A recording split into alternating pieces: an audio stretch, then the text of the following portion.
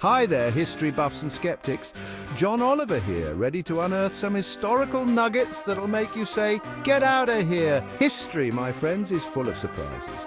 It's a wild ride of triumphs, tragedies, and moments so bizarre you'd swear they were ripped straight out of a Monty Python sketch. We're diving headfirst into a world where presidents wrestle, emus declare war, and exploding rats are a thing. So buckle up, Buttercup, because things are about to get weird.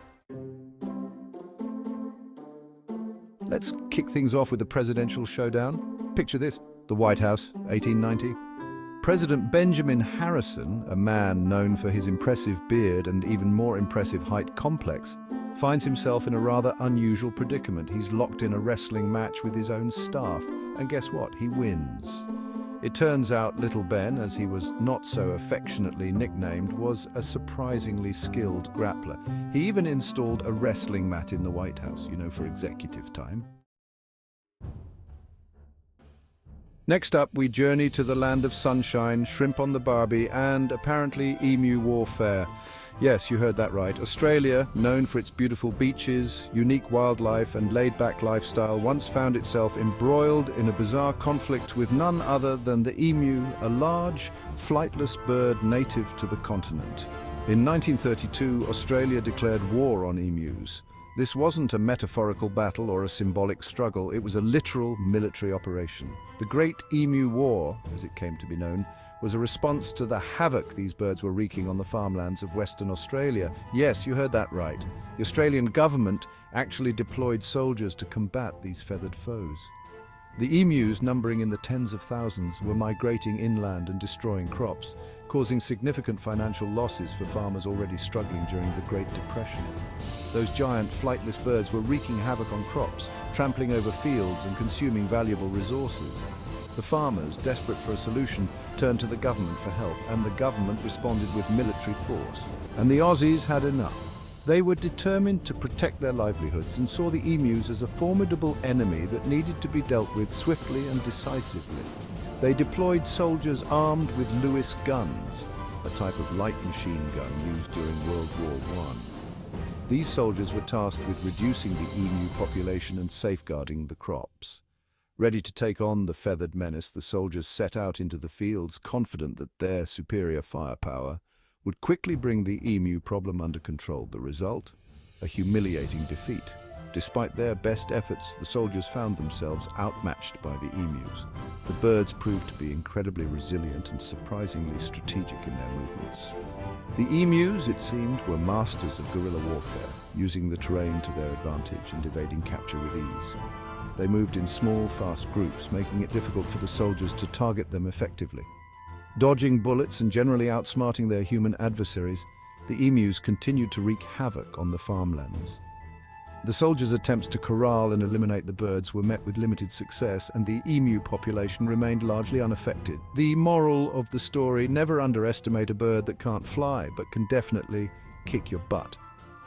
The Great Emu War stands as a quirky chapter in Australian history, a reminder of the unexpected challenges that can arise when humans and nature collide. Let's shift gears from feathered foes to holy rollers. Today we delve into one of the most surprising moments in papal history. In 1294, Pope Celestine V did something rather unexpected. He quit. Yes, you heard that right.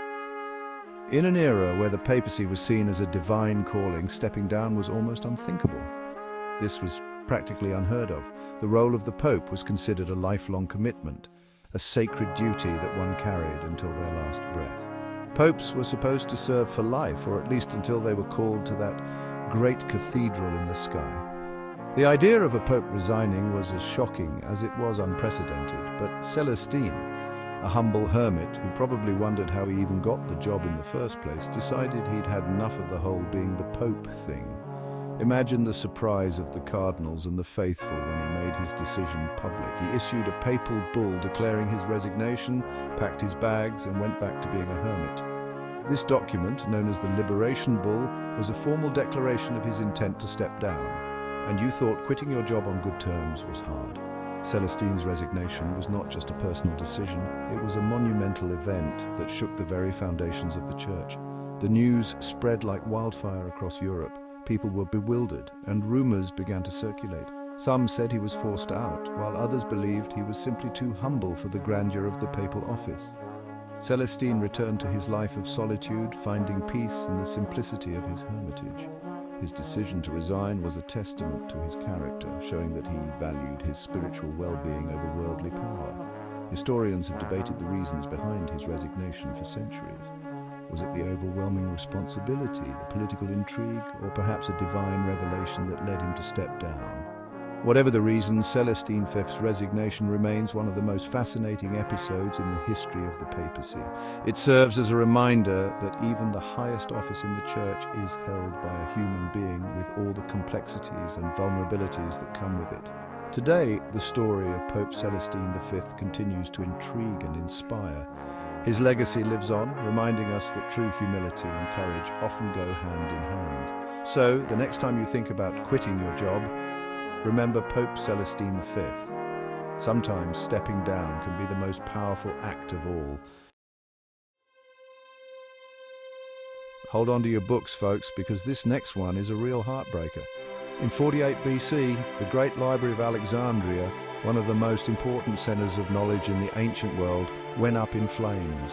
Legend has it that the fire raged for days, destroying countless scrolls and setting humanity's collective wisdom back centuries.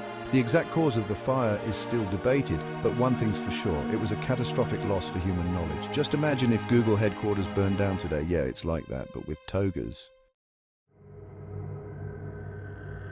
Remember 1816? No, you probably don't. It was a year that has largely faded from collective memory, but its impact was felt worldwide. But it was a year so miserable it became known as the year without a summer. Why?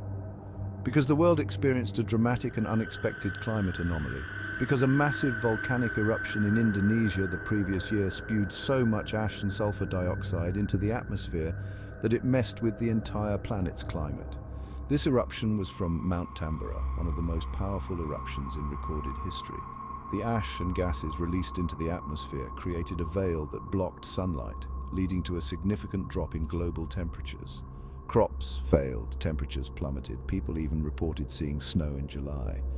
Imagine the confusion and despair as snow blanketed fields that should have been lush with summer crops.